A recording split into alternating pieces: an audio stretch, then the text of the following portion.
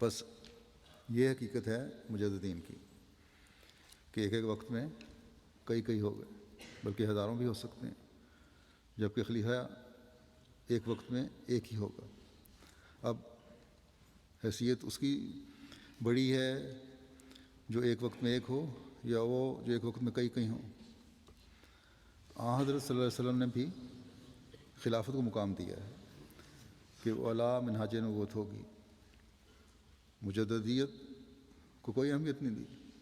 اکرام حضور علیہ السلام نے شہادت القرآن میں جس دائمی خلافت کا ذکر فرمایا ہے وہ سلسلہ مجددین ہے، جس کے متعلق حضور صلی اللہ علیہ وسلم نے فرمایا ہے ان اللہ یبعث لہذہ الامۃ علی راس کل مئۃ سنۃ من یجدد لها دینہا، یعنی اللہ تعالیٰ اس امت کے لیے ہر صدی کے سر پر ایک شخص کو مبعوث کرے گا جو اس کے دین کی تجدید کرتا رہے گا۔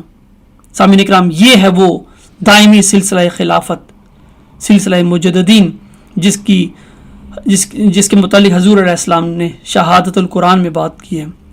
حضور علیہ السلام فرماتے ہیں یہ حدیث، یعنی حدیث مجددین جو میں نے ابھی آپ کے سامنے پڑھی ہے، حضور علیہ السلام فرماتے ہیں یہ حدیث ان نحن نزلنا الذکر وَإِنَّ لَهُ لَحَافِظُونَ کی شرح ہے۔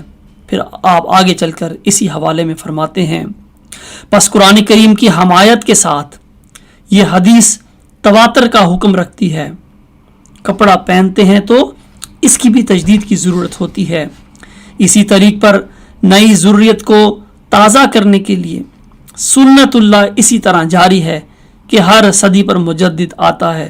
سامعین اکرام، حضور علیہ السلام فرما رہے ہیں کہ یہ جو حدیث میں جس سلسلہ مجددین کی خبر دی گئی ہے یہ اللہ تعالیٰ کی سنت کے عین مطابق ہے کہ ہر صدی پر مجددین آتے ہیں اور آتے رہیں گے۔